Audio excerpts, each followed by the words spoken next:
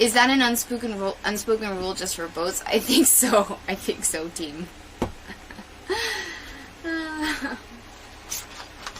I'm not sure. I've never purchased a car in my life or anything like that, so I don't know how those things go, but yeah.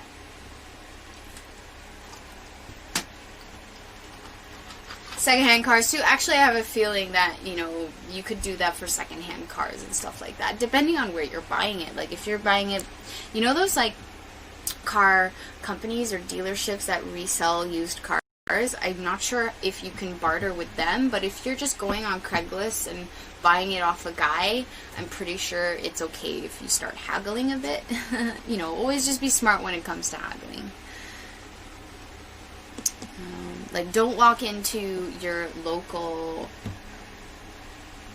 7-Eleven and start haggling down a price of the price of a pack of M&Ms. The reason I use that very particular example is because I have seen it happen. I have seen someone go into a 7-Eleven in Thailand. I'm guessing because it's Thailand, they think everything can be haggled. No, that is not the case. If you're going into an establishment like 7-Eleven, first of all, why do you need to haggle down a price 20 cents pack of M&Ms? Come on, are you kidding me?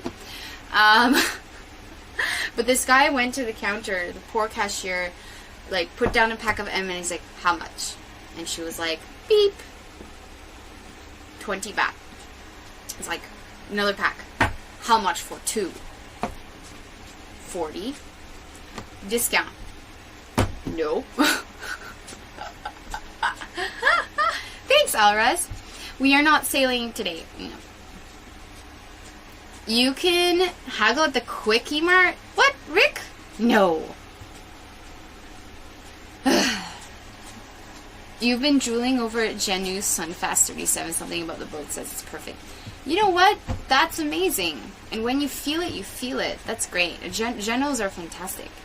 If you want 15K, you say you want 20. Then you tell the buyer to give the break-in. Yeah, exactly. And then, as the seller, you make the buyer feel like, man, just because you're nice, I'll give you a special discount. It's just the way it works, right, Doug? Do you think I could take the boat out of the pier alone and go to another pier if I want to, if I have to? Absolutely not. Nope. For several reasons, no. I don't even know if Gaspar could do it alone. I'm sure he would be way more capable of it than me, because the fact that he's the one who knows how to drive the boat better than me, that's like maybe 99% of the thing that you need to know how to do to enter and exit a pier. I am not good at, like, the maneuvering the boat for me is still, like, I'm still learning to fine-tune my maneuvers. So, you know, being in a pier, meaning there's obstacles, yeah, I would crash the boat into another boat.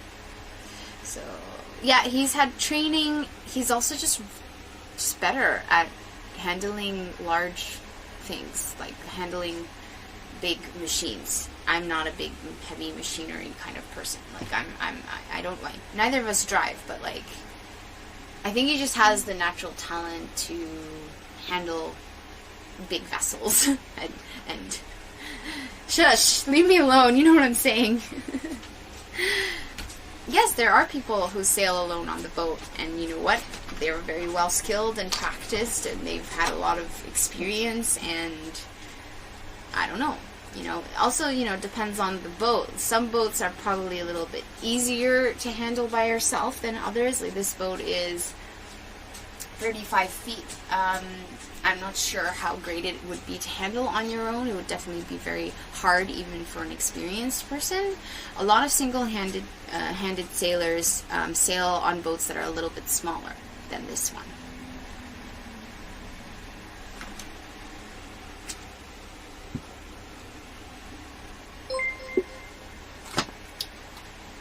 Thank you, Tiger, for your bits. Diving facts and stories, always so interesting. Thanks. Thank you. I'm glad you enjoy that. I think there will be a lot of chit-chat today. Just because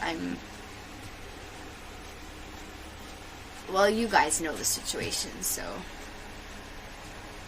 I'm so tanned and brown now, I almost look like a different person. Yeah, I know. The Mediterranean sunshine has definitely enjoyed crisping my skin.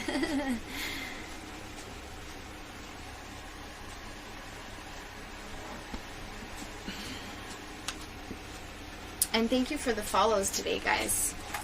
Thank you for being very, thank you for being understanding. Battery operated machines? Ha! Oh, Stephanie. Gaspar sending me photos of them in the train. She seems pretty okay. She had a nap earlier.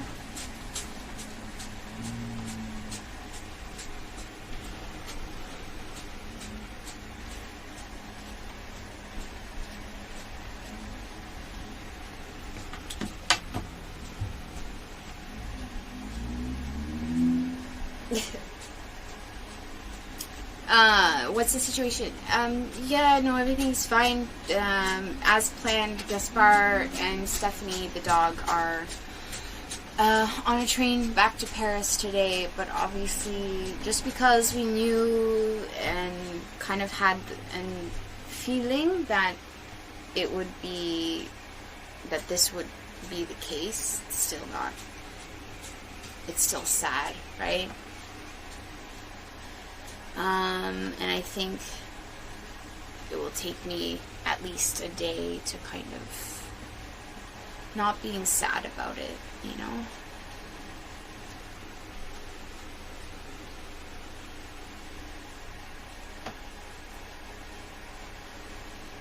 Thank you, Wickinger.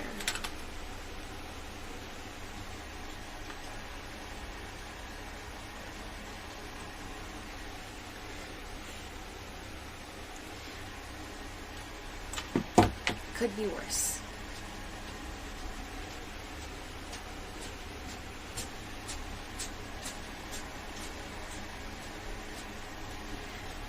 Okay, Narco, let me try and read your message and answer as best as I can. So, you have a question about the IRL backpacks. How come they offer data plans and not an ISP telephone service provider? It feels weird. Have you thought since I would consider doing outdoor sports streams?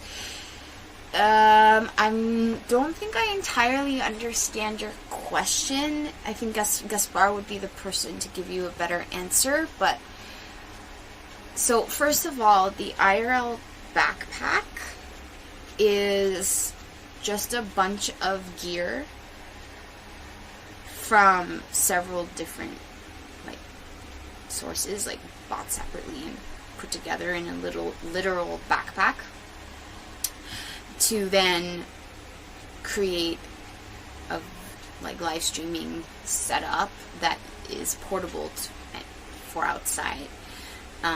The two main things that you need for any sort of IRL backpack setup is, firstly, the live view. That's the heart and soul of any live streaming setup.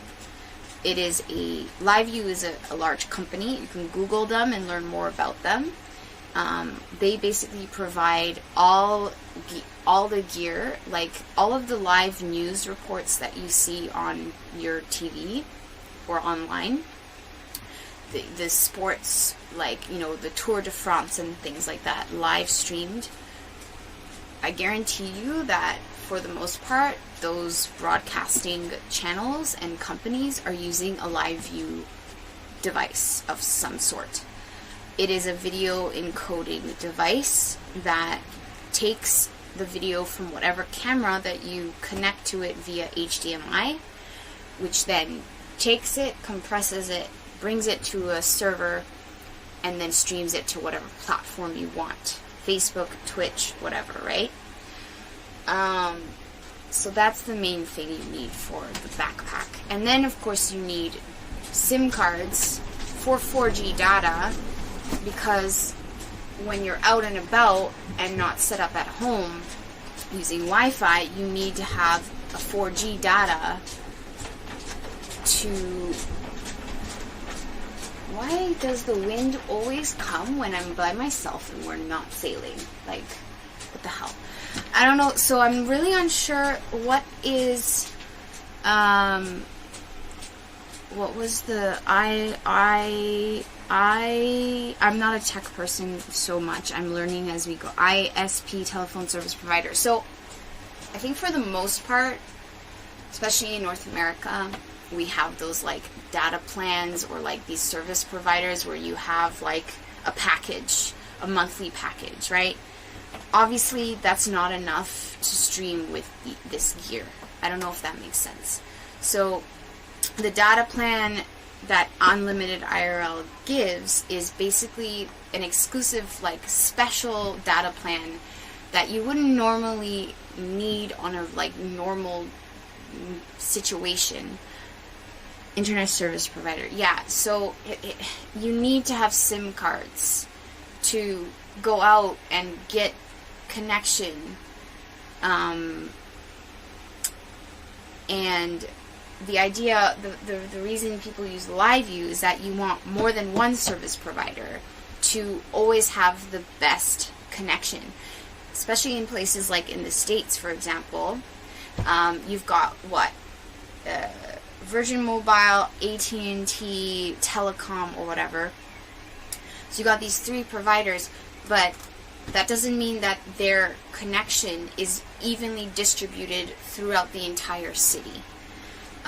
So with the LiveU, you've got one SIM card that's AT&T, one SIM card that's whatever. Like, that's usually the most effective way to use a LiveU. And then combining all of those together, you can have the best connection without any cuts. It's not a satellite. No, it's 4G. It's using data SIM cards. It's bonding the SIM cards, exactly. So I don't know if that's answering